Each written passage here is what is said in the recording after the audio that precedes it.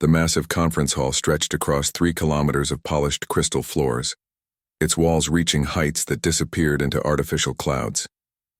Representatives from 47 different species sat in carefully arranged sections, each area modified to accommodate their unique biological needs. The Zephyrians floated in their containment bubbles filled with methane gas, while the rock-like granite collective members sat motionless on heated platforms. The air hummed with translation devices working overtime to convert thousands of different languages and communication methods. Ambassador Kethvar of the Altarian Federation stood at the central podium, his forearms gesturing gracefully as he addressed the assembly. His species had organized this gathering after months of careful planning and diplomatic negotiations. The topic was serious, perhaps the most important discussion the Galactic Council had undertaken in centuries.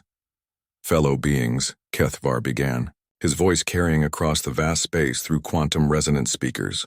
"We gather today to address a crisis that threatens the very foundation of our civilized galaxy. Our youth are becoming soft, weak, and unprepared for the harsh realities of existence." Murmurs of agreement rippled through various sections.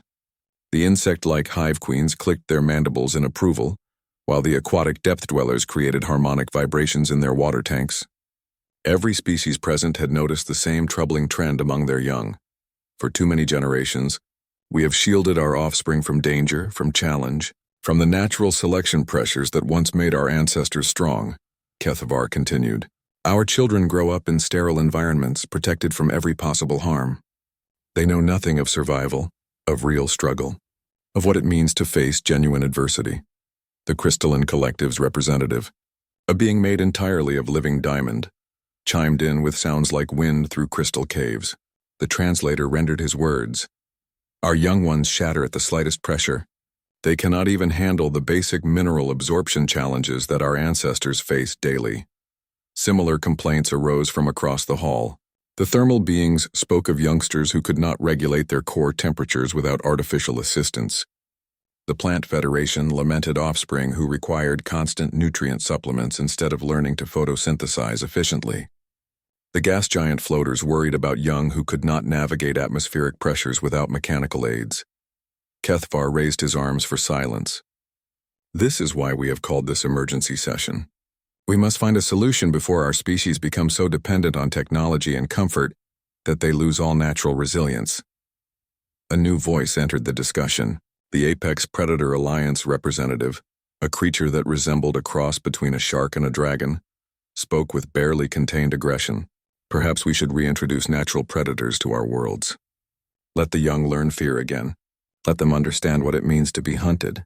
The suggestion caused immediate chaos. Peaceful species recoiled in horror while others roared their approval. The Pacifist Union's representative, a being of pure light energy, flickered frantically as it protested, "Violence is not the answer. There must be another way." "But what way?" demanded the Hive Queen. "Our larvae emerge from their pods expecting everything to be provided for them. They cannot even build basic shelters or find food without assistance." The debate continued for hours. Some species suggested controlled starvation periods. Others recommended artificial disaster simulations.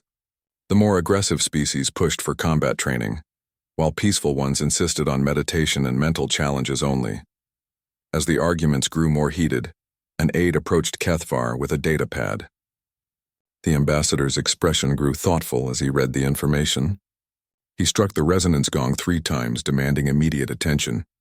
"Fellow representatives, I have just received a most intriguing proposal from our Xenobiology Research Division," he gestured, and a holographic display appeared above the assembly, showing various alien creatures in their natural habitats.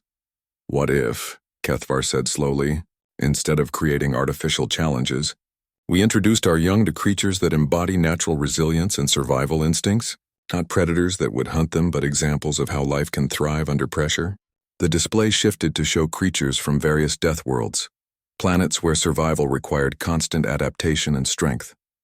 There were beings that could survive in vacuum, others that thrived in molten rock, and creatures that had evolved to handle radiation that would kill most known life forms. These creatures, Kethvar explained, have developed natural toughness through generations of survival challenges. Perhaps exposure to such beings could inspire our young to develop similar resilience. The scholarly collective representative, a being composed entirely of neural networks, pulsed with interest. The psychological impact could be significant. Observing such hardy creatures might trigger dormant survival instincts in our offspring. But where would we find such creatures? Asked the Aquatic Council's delegate. Most Deathworld species are too dangerous to interact with directly. Kethvar smiled, an expression that looked somewhat disturbing on his alien features. That is where this proposal becomes truly interesting. Our researchers have identified several species that appear harmless on the surface, but demonstrate remarkable resilience and adaptability. Creatures that seem gentle and non-threatening, yet possess survival capabilities that surpass most of our own species. The assembly leaned forward with interest. Even the most skeptical representatives appeared curious about this potential solution. The plan would be simple, Kethvar continued. We would request volunteers from these hardy but apparently harmless species to interact with our young. Cultural exchange programs, educational visits, shared learning experiences. Our children would witness firsthand how these creatures approach challenges and overcome obstacles. The peaceful coalition representative glowed brighter with enthusiasm. This could work. No violence, no artificial dangers, just natural inspiration through observation and interaction. And which species have your researchers identified as suitable for this program? Inquired the Deep Space Nomad's representative, a creature that existed partially in multiple dimensions. Kethvar consulted his datapad again.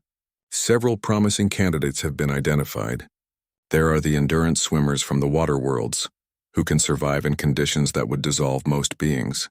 The crystal shapers, who build with materials that require tremendous strength to manipulate. The storm riders, who dance with weather patterns that would tear apart our strongest spacecraft. He paused, highlighting one particular entry on the display. But the most intriguing candidate is a species that calls itself human. They originate from a class dog to the death world, yet their researchers describe them as remarkably social and gentle. According to the data, they actually care for their young with extraordinary devotion and have strong protective instincts towards smaller, weaker beings. The hall buzzed with excitement. A species that had survived a class twin death world yet remained gentle enough to safely interact with alien young. It seemed almost too good to be true. Their world, Kethvar continued reading, features extreme weather patterns, dangerous predators, poisonous plants, natural disasters, and atmospheric conditions that would kill most galactic species within minutes. Yet they have not only survived but thrived, developing advanced technology and complex social structures. The unanimous decision was swift. Contact would be made with the humans immediately. The human colony ship New Horizon drifted peacefully in orbit around Kepler 442b, its hull gleaming silver against the backdrop of unfamiliar stars. Inside the ship's main conference room, Captain Sarah Chen sat across from the strangest being she had ever encountered. The Altarian ambassador's forearms moved independently as he gestured, while his translator worked to convert his melodic speech into English. Let me make sure I understand this correctly, Sarah said, leaning forward in her chair. Her dark eyes studied the alien carefully. You want us to send some of our people to interact with your children because you think we're harmless? Ambassador Kethvar's head tilted in what might have been confusion. Your species profile indicates remarkable gentleness despite originating from what we classify as an extreme death world. Our xenobiologists were particularly impressed by your caregiving behaviors and protective instincts toward young beings. Sarah exchanged glances with Dr. Marcus Webb, the colony's chief child psychologist, and Commander Liu Jiang, their military advisor. The three humans had been chosen to represent their colony in this first contact situation, but none of them had expected this particular request.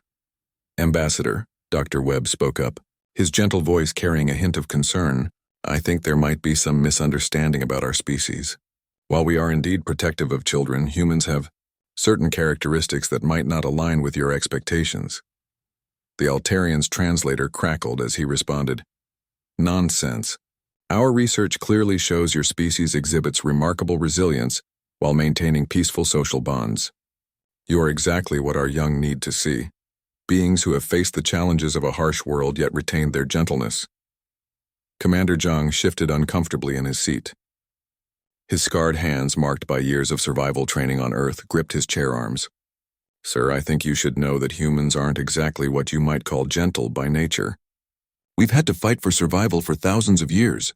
Precisely, Kethavar exclaimed, his forearms spreading wide with enthusiasm. Yet despite this harsh background, you have developed strong family units, care for your weak and elderly, and show remarkable cooperation. This is exactly the balance our young need to witness. Sarah rubbed her temples, feeling a headache coming on. Ambassador, before we agree to anything, perhaps you should tell us more about what exactly you have in mind. What would our people be doing with your children? The holographic display in the center of the room activated, showing images of various alien young from different species. Some looked like oversized larvae, others resembled floating jellyfish, and a few appeared to be small crystalline structures. Simple cultural exchange, Kethavar explained. Your people would demonstrate human activities, perhaps share stories of your homeworld, show how you overcome challenges. Nothing dangerous or strenuous. Our young would observe and hopefully learn resilience through example. Dr. Webb leaned forward, his expertise in child development making him naturally curious. What kind of challenges are your young people facing? What exactly are you hoping to teach them? They are weak, the ambassador said bluntly. Centuries of technological advancement have made them dependent on machines for everything. They cannot problem solve, cannot adapt to unexpected situations, cannot even handle minor discomforts without assistance. Sarah nodded slowly, beginning to understand. So you want them to see how humans handle adversity? Exactly. But safely, with beings who are naturally inclined toward peace and protection of the young. Commander Jung couldn't help but snort. Peace and protection?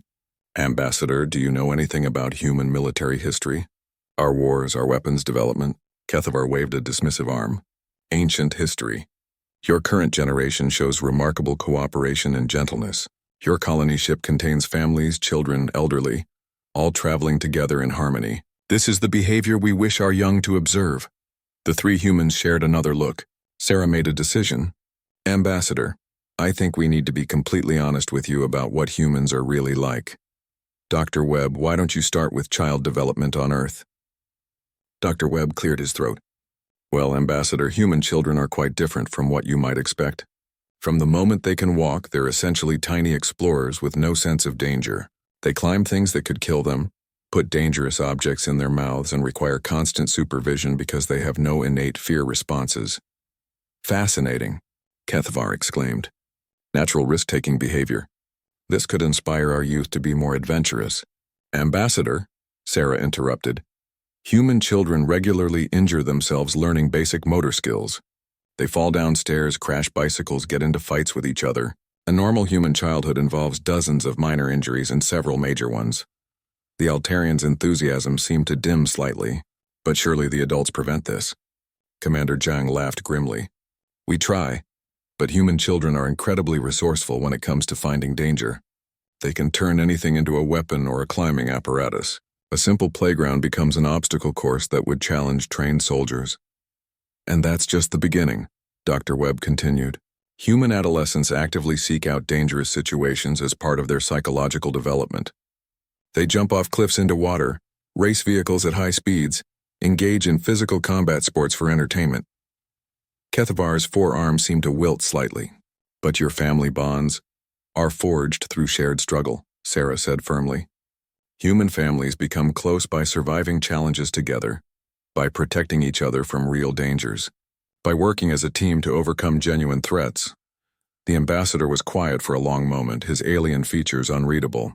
Finally he spoke. Perhaps we should reconsider the scope of this program. Ambassador, Dr. Webb said gently, before you make any decisions, maybe you should observe some human children in their natural environment. We have several families on this ship. You could see for yourself what human childhood actually looks like. Kethavar nodded slowly. That would be educational, Sarah stood up. Let's start with the Johnson family. They have 3 children aged 6, 10, and 14. Right now they should be in the ship's recreation area. As they walked through the corridors of the New Horizon, they could already hear the sounds ahead, shouts, laughter, and what sounded like objects being thrown around. The ambassador's posture grew more nervous with each step. That's just normal play behavior, Sarah assured him. though she was beginning to have serious doubts about this cultural exchange program. They reached the recreation area and stopped at the viewing window. Inside, the Johnson children were engaged in what appeared to be a complex game involving climbing equipment, foam projectiles, and what looked like a miniature obstacle course. 8-year-old Tommy Johnson was hanging upside down from a horizontal bar, throwing softballs at his older sister, who was trying to navigate a balance beam while dodging the projectiles. Meanwhile, 6-year-old Lucy was building what appeared to be a fort out of exercise equipment, with the clear intention of using it as a defensive position. "Sweet universe," Kethvar whispered, his translator barely managing to convey his shock. Are they training for war?" "No," Dr. Webb replied calmly. "They're just playing." The ambassador watched in fascination and growing horror as Tommy flipped himself upright, sprinted across a series of unstable platforms, and launched himself through the air to grab a rope swing. His form was perfect, his timing precise, and his landing was executed with the casual confidence of someone who had done this thousands of times before. "How old did you say he was?" Kethvar asked weakly. 8, Sarah confirmed. "And this is normal behavior?" "This is mild compared to what they do on actual playgrounds," Commander Zhang said with amusement. The ambassador stared through the window as the human children continued their elaborate game of organized chaos, each move requiring strength, coordination, and split-second decision-making that would challenge most adult members of his species. "I think," Kethvar said slowly, "we may need to revise our understanding of what constitutes harmless creatures." The emergency session of the Galactic Council was far more chaotic than the first meeting. Representatives from 47 species filled the Crystal Hall once again, but this time their mood was drastically different.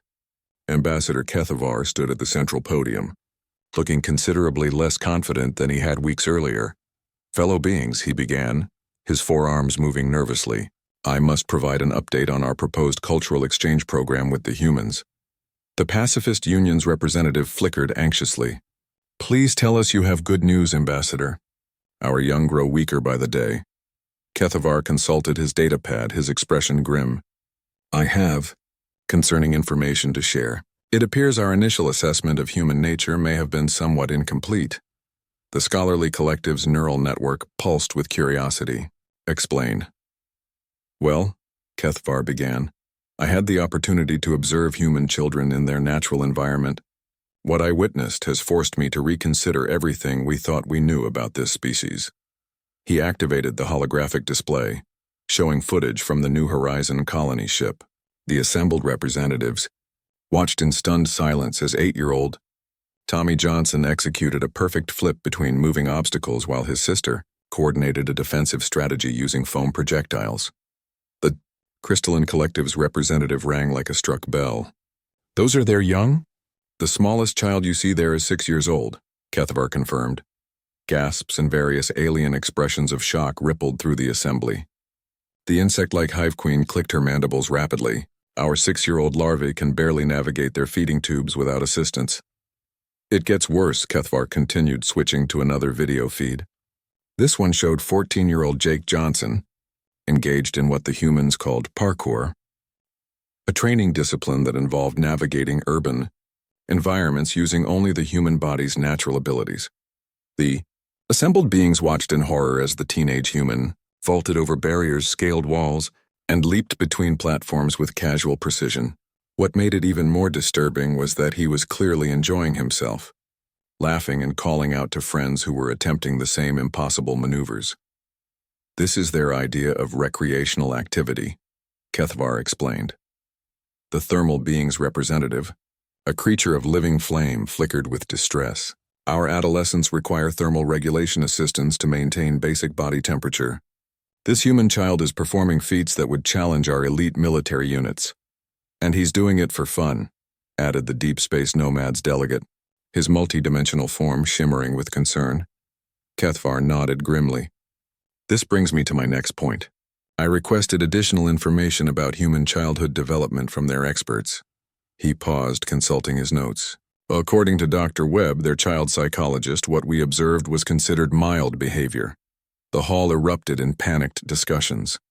The gas giant floaters created atmospheric disturbances in their containment units. The Plant Federation's representatives rustled their leaves frantically. "There's more," Kethvar announced, calling for attention. I asked about human education systems, thinking perhaps we could adapt their teaching methods for our young. The display shifted to show a human elementary school on Earth. Children were engaged in various activities, and some playing on equipment that resembled military obstacle courses, others participating in organized physical competitions that looked like ritualized combat. They call this physical education, Kethvar explained. It's mandatory for all human children.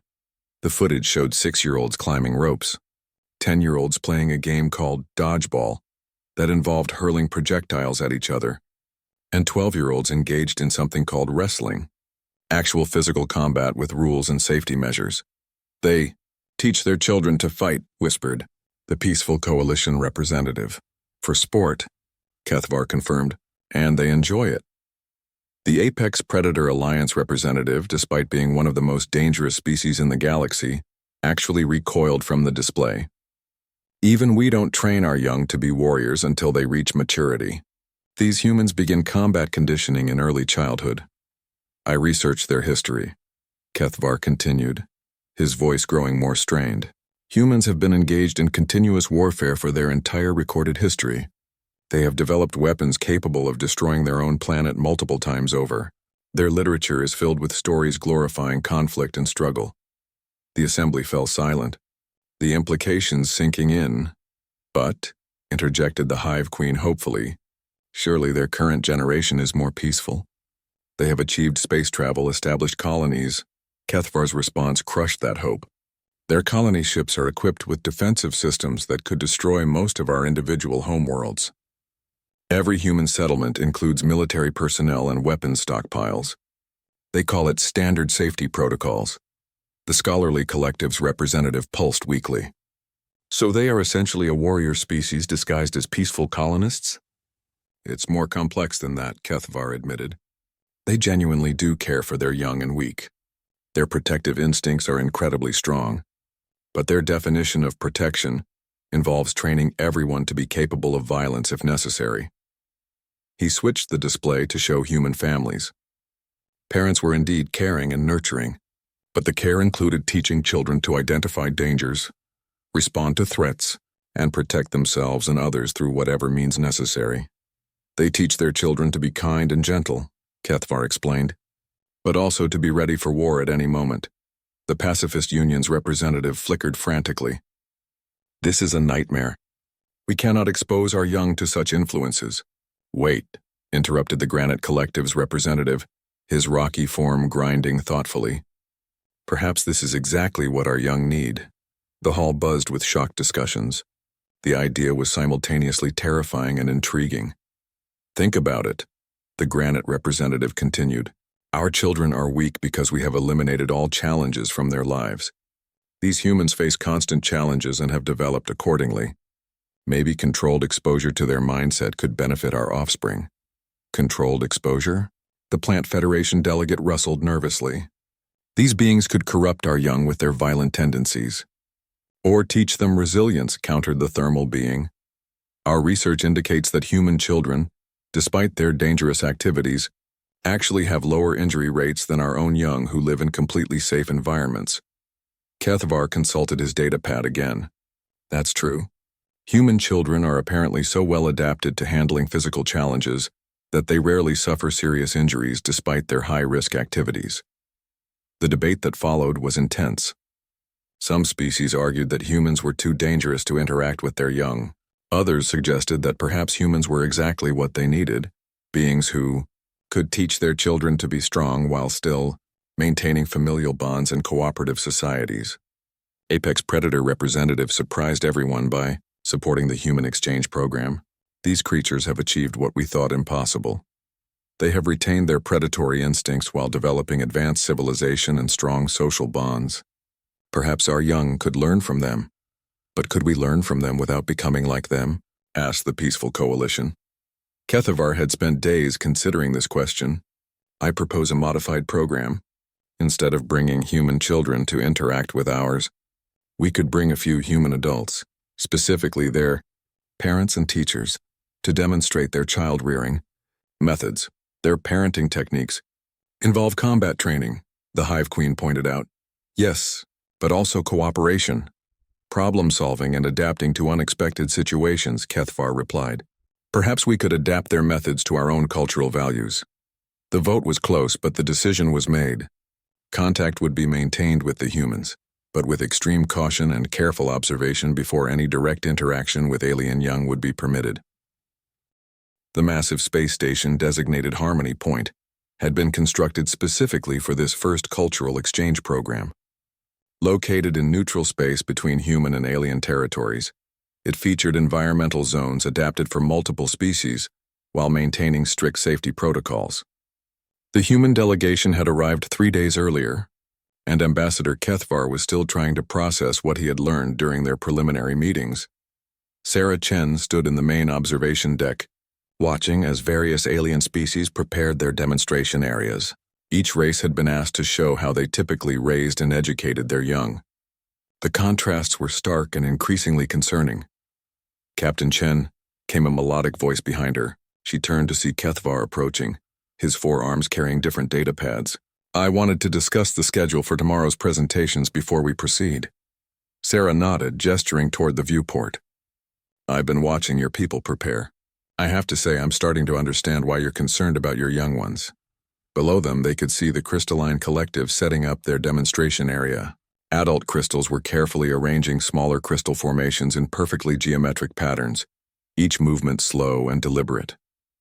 There was no room for error, no improvisation, no chaos of any kind. Our young are expected to grow into predetermined patterns, Kethvar explained, following her gaze. Each crystal being has an optimal formation that maximizes efficiency and beauty. Deviation from this pattern is considered a flaw. What happens if a young crystal wants to try a different pattern? Sarah asked. Why would they want to? Kethvar seemed genuinely puzzled by the question. The optimal patterns have been calculated over thousands of years. They represent perfection. Sarah frowned. But don't they ever get curious? Want to experiment? Try something new just to see what happens? The ambassador's posture shifted uncomfortably. Curiosity about unoptimized patterns would be inefficient. Across the station, the Hive Queens were setting up their own demonstration. Adult insectoids moved in perfect synchronization, each movement precisely timed to complement the others. Young larvae were being arranged in neat rows, each one identical in posture and behavior. The hive operates on perfect coordination, Kethvar explained. Each individual knows exactly what role they will fill in society from the moment they hatch. There is no confusion, no conflict, no wasted effort. No individuality either, Sarah observed. Individuality would disrupt the harmony of the collective, Kethvar replied, though he sounded less certain than before. Sarah pointed to another section where the Pacifist Union was preparing. Their demonstration involved beings of pure energy floating serenely around their young, who appeared to exist in a state of perfect calm and contentment. And them? The Pacifist Union has eliminated all forms of conflict and stress from their society, Kethvar said. Their young grow up without ever experiencing fear, anger, or competition. Perfect peace. Perfect stagnation. Dr. Webb's voice joined the conversation as he approached them. I've been observing their preparations, and I'm increasingly worried about what we're getting into here. Commander Zhang arrived moments later, his expression grim. I just finished reviewing the psychological profiles of the alien young we're supposed to interact with. Captain, these kids have never faced a challenge in their lives. They've never had to solve a problem, overcome an obstacle, or deal with failure. Sarah looked back at Kethvar. Is this accurate? Your children have never experienced any form of adversity? The ambassador's forearms drooped slightly. We have worked very hard to create optimal growing conditions for our offspring. They have everything they need provided for them automatically. They never want for anything. That's not healthy development, Dr. Webb said gently. Children need challenges to grow. They need to fail sometimes so they can learn to succeed. They need to experience mild stress so they can develop coping mechanisms. But stress causes damage, Kethvar protested. Our young are kept in perfect comfort to prevent any psychological harm. Commander Zhang shook his head. Without stress, there's no growth.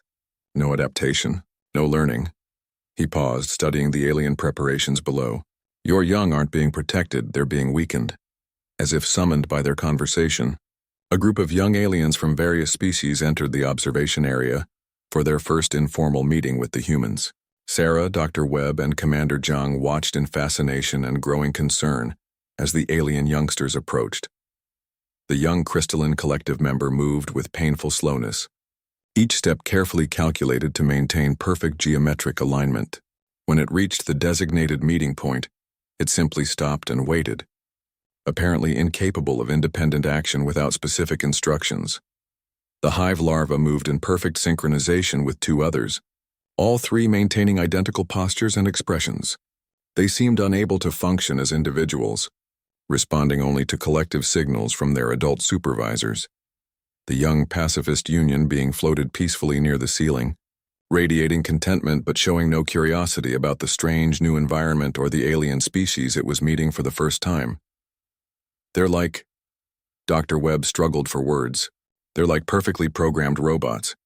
Where's their curiosity? Their energy? Their life? Kethavar watched his young representatives with growing unease. They are behaving exactly as they should. That's the problem, Sarah said softly. The contrast became even more stark when the human children arrived for their part of the exchange. 10-year-old Emma Rodriguez burst through the airlock with barely contained excitement, immediately beginning to examine every new sight and sound around her. Her eyes darted from the alien youngsters to the unfamiliar technology, to the strange architecture, her mind clearly racing with questions and observations. Behind her came 12-year-old Marcus Thompson, who immediately began testing the station's artificial gravity by jumping and watching how his movements differed from Earth normal. Within seconds, he had figured out the optimal way to move in the altered environment and was demonstrating it to his companion. The alien youngsters stared in shock. The human children were moving without permission, exploring without guidance, asking questions that hadn't been programmed into them. Emma, remember what we discussed about first contact protocols? Dr. Webb said calmly. Right. Emma immediately approached the young crystalline being. Hi, I'm Emma. You look really cool. Are you made of actual crystal? Does it hurt if you chip? Can you change colors? What's your name? The crystal being simply stared, apparently unable to process the rapid-fire questions or the informal approach. It looked to its adult supervisors for guidance on how to respond. Meanwhile, Marcus had spotted the hive larva and was studying their synchronized movements with scientific interest. That's amazing. How do you coordinate like that? Is it telepathy? Can you still do it if you're separated? Do you dream the same dreams?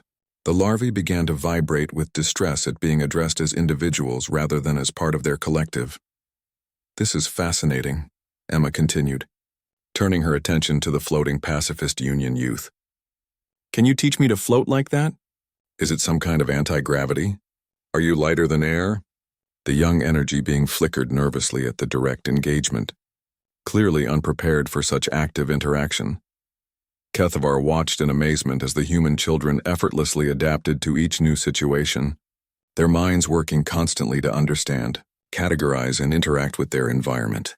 They moved with confidence, spoke without fear, and approached every challenge as an opportunity for learning. You're young, he said slowly to Sarah. They seem to expect the unexpected. That's because they've been dealing with the unexpected their whole lives, Sarah replied. Human children live in controlled chaos. We give them structure and safety, but within that framework, they're constantly encountering new challenges, making decisions, and learning from consequences. Dr. Webb nodded. Every day is different for a human child. They might build something, break something, discover something, fail at something, and succeed at something else. It's how they learn to think, to adapt, to grow. Commander Zhang gestured toward the human children, who were now attempting to communicate with their alien counterparts through gestures and drawings, completely undaunted by the language barrier. Look at them. They see a problem, communication difficulty, and they immediately start working on solutions. They don't wait for adults to solve it for them. Kethavar stared as Emma pulled out a tablet and began showing pictures from Earth to the fascinated alien youngsters, while Marcus demonstrated simple physics by dropping objects and catching them, trying to engage the others in learning about the station's artificial gravity. They're teaching, Kethavar realized with shock. Your children are teaching ours. Learning and teaching happen naturally when you're curious about the world. Dr. Webb explained. Human children are constantly both student and teacher depending on the situation. As they watched, something unprecedented began to happen. The young crystalline being, influenced by Emma's enthusiasm, began to move slightly outside its prescribed pattern to get a better view of her pictures. The hive larvae started to break synchronization as they became individually interested in different aspects of Marcus's demonstrations. Most remarkably, the pacifist Union youth had descended from its floating position and was actually attempting to touch one of the objects Marcus had been using in his physics demonstration. By the ancient codes, Kethavar whispered, they're showing individuality. The emergency broadcast from Harmony Point reached the Galactic Council within hours. Representatives from 47 species materialized in the Crystal Hall via quantum communication links, their expressions ranging from curiosity to outright panic. The hastily called session had been prompted by reports that were both encouraging and terrifying.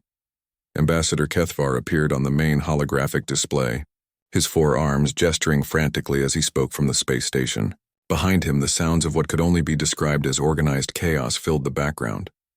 Fellow beings, he began, his voice strained with exhaustion and wonder, I must report both unprecedented success and catastrophic disruption in our cultural exchange program.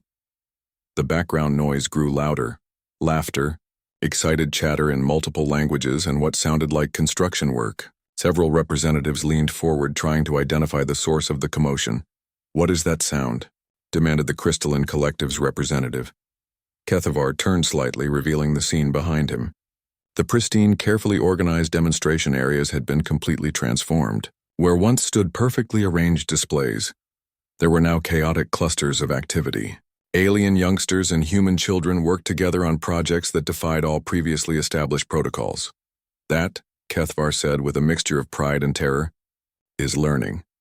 The assembled representatives watched in shock as a young hive larva worked independently and alongside Emma Rodriguez to build what appeared to be a sculpture from crystalline components provided by a young Crystalline Collective member.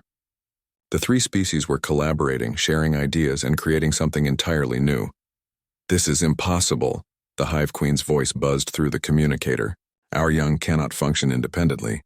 They lack the neural pathways for individual decision-making. That's what we thought, Kethavar replied, gesturing toward the display. But when exposed to human children who expected them to think for themselves, they began developing those pathways remarkably quickly. In another section of the station, Marcus Thompson was engaged in what appeared to be a physics experiment with several alien youngsters. They were testing the properties of different materials by building towers and deliberately making them fall down, then analyzing the results and trying again with modifications.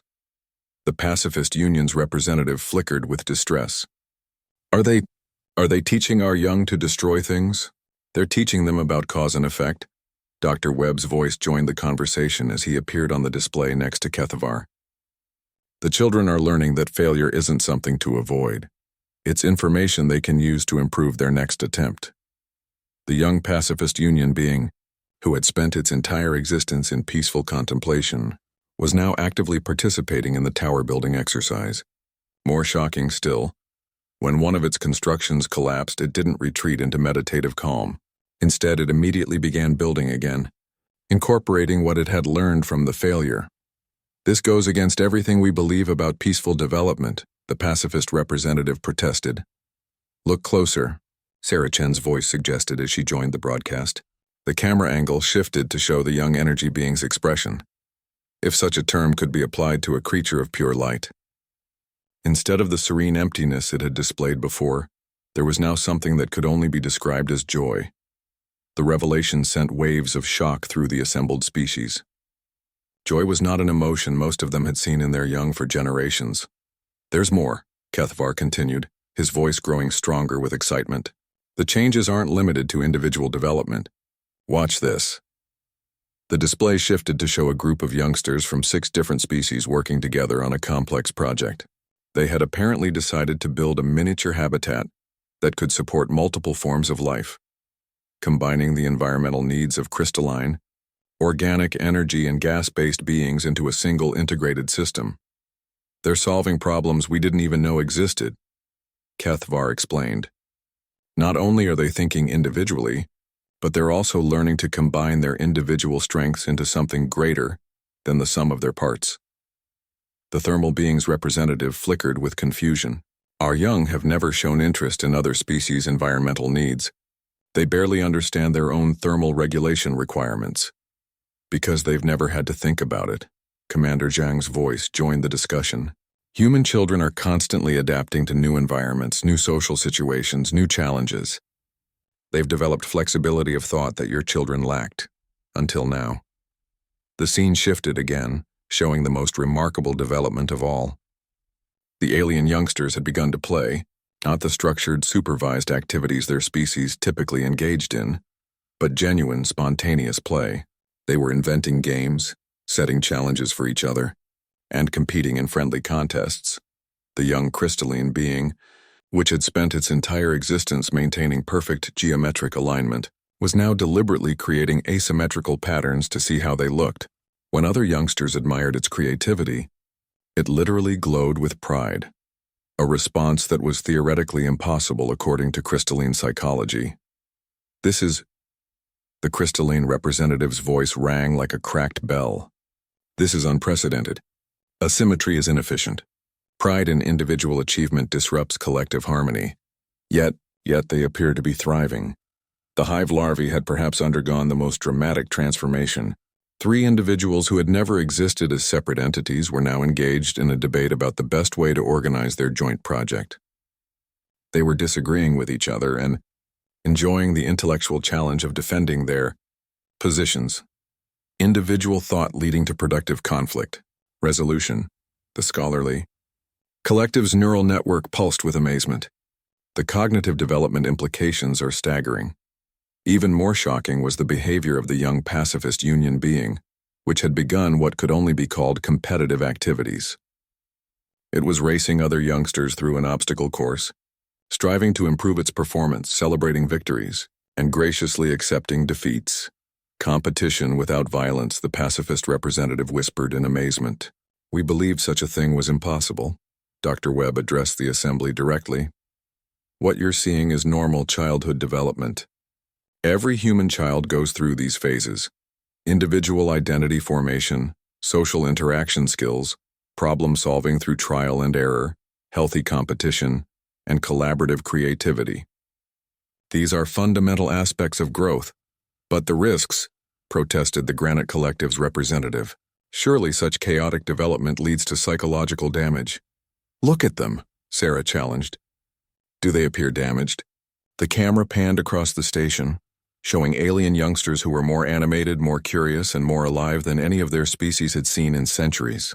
They moved with purpose, spoke with confidence, and approached new challenges with enthusiasm rather than fear.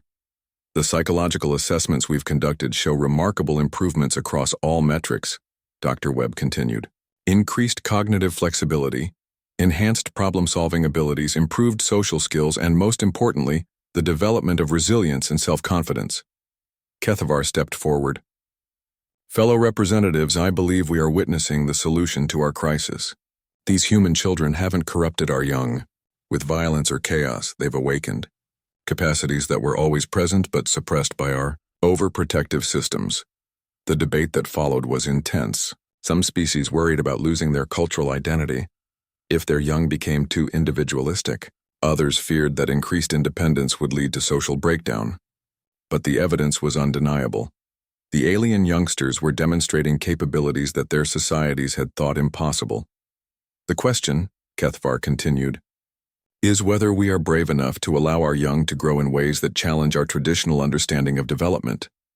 The apex predator representative, who had remained silent throughout the broadcast, finally spoke. These human young have accomplished something remarkable. They have taught other species' children to be strong without losing their essential nature.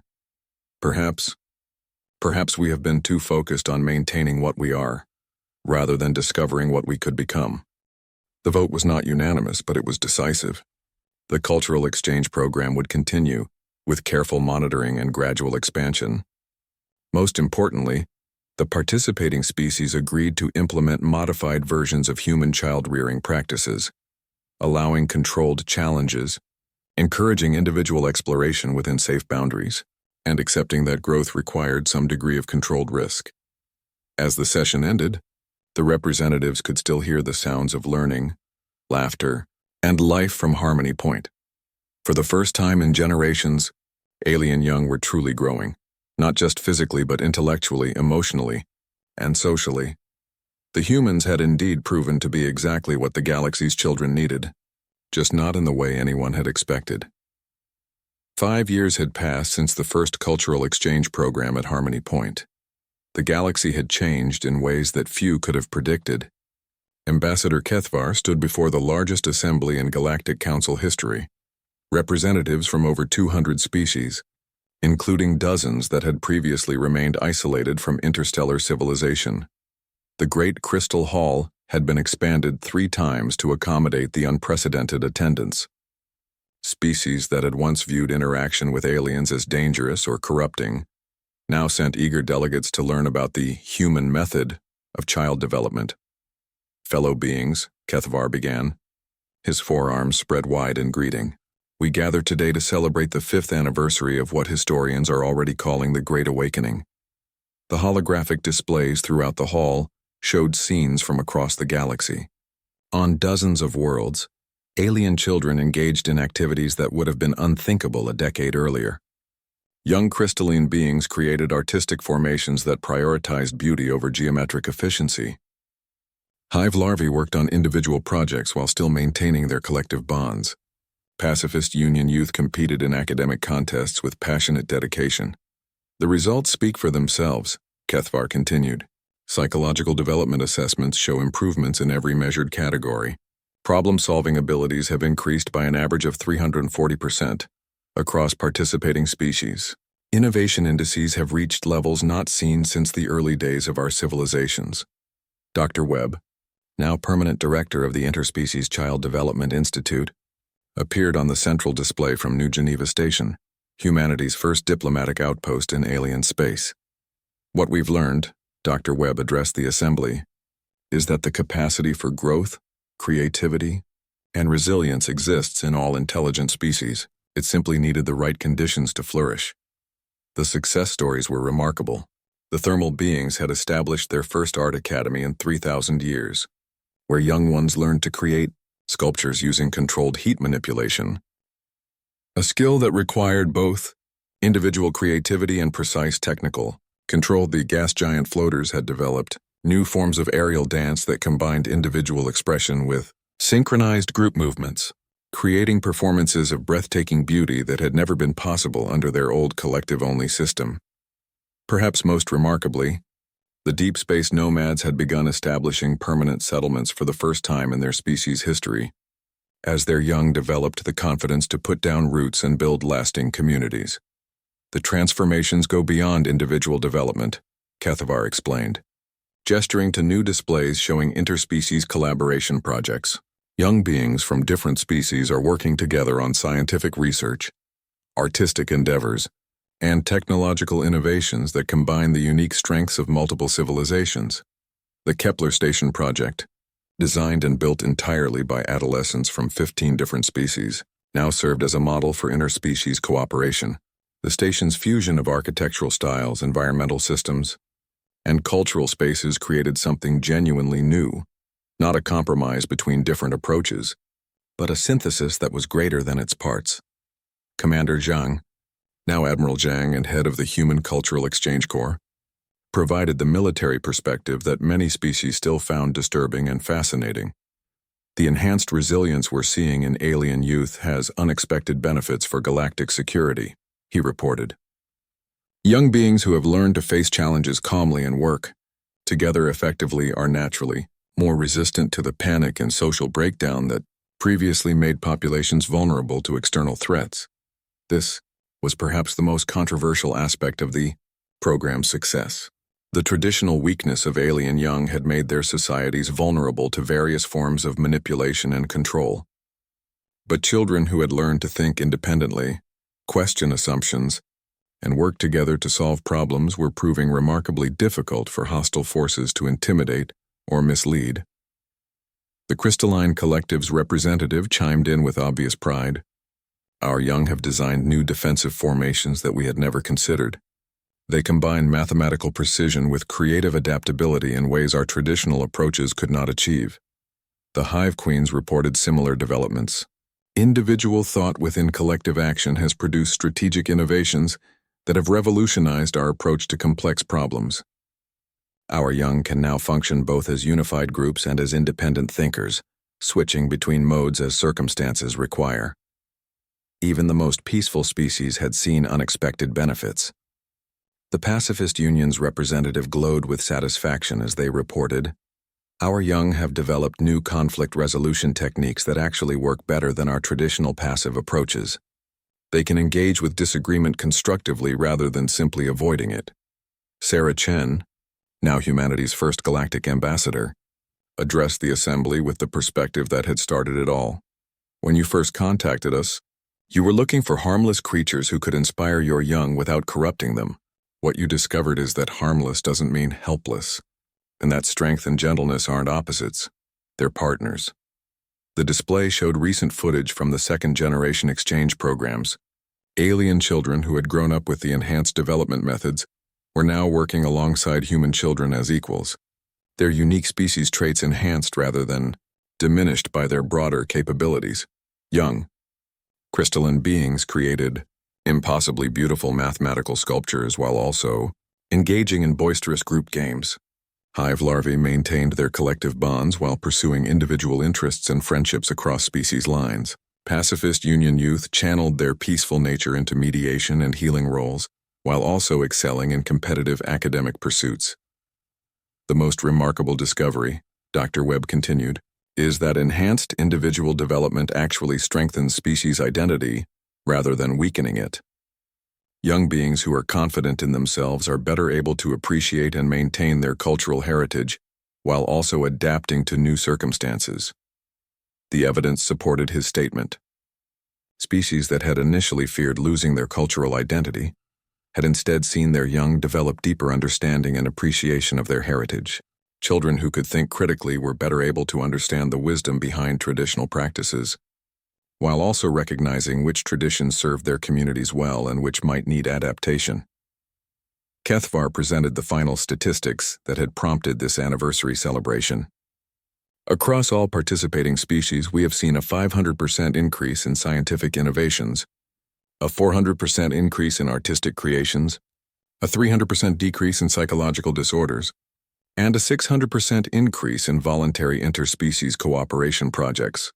But perhaps most importantly, we have seen the return of genuine curiosity, creativity, and joy to our young beings. They approach life with enthusiasm rather than resignation, viewing challenges as opportunities rather than threats. The transformation hadn't been without difficulties. Some traditionalist factions within various species had resisted the changes, arguing that the old ways had worked for millennia. There had been political tensions, cultural conflicts, and practical challenges in implementing new educational approaches. But the results were undeniable. The young beings raised with human-influenced methods were healthier, happier, and more capable than their predecessors. They were also more respectful of their elders and more connected to their communities. The enhanced confidence that came from facing and overcoming challenges made them more generous and empathetic. Not less, today, Kethvar announced, "I am pleased to propose the formal establishment of the Galactic Youth Development Initiative, with humanity as our primary consulting species for child-rearing practices across the galaxy." The vote was unanimous. Even species that had initially opposed the human influence now recognized the dramatic improvements in their young people's development. As the session concluded, representatives from across the galaxy shared plans for expanded exchange programs, new educational initiatives, and research projects designed to further understand and optimize child development across species lines. The humans, who had been contacted because they were thought to be harmless creatures suitable for inspiring alien children, had indeed transformed galactic civilization. They had done so not through conquest or conversion, but by sharing the most fundamental human characteristic, the belief that challenges make you stronger, that failure is a teacher rather than an enemy, and that children deserve the chance to discover what they're truly capable of becoming. In the end, The galaxy had requested harmless creatures and received something far more valuable: partners in raising the next generation to be stronger, wiser, and more capable than any before them. The human children had entered with what aliens saw as predator young behaviors: independence, resilience, competitiveness, and adaptability. But what they had really brought was hope, proof that it was possible to grow up strong and gentle, individual and cooperative, confident and caring. The galaxy's children were no longer weak. They were ready for whatever challenges the universe might present, prepared to build civilizations that combined the best of all species while creating something entirely new. And they owed it all to a species that understood that the best way to protect your young is to teach them how to protect themselves and others. The harmless creatures had indeed changed everything, just as the Council had hoped. They had simply done it in the most human way possible, by refusing to accept that anyone had to choose between being strong and being kind.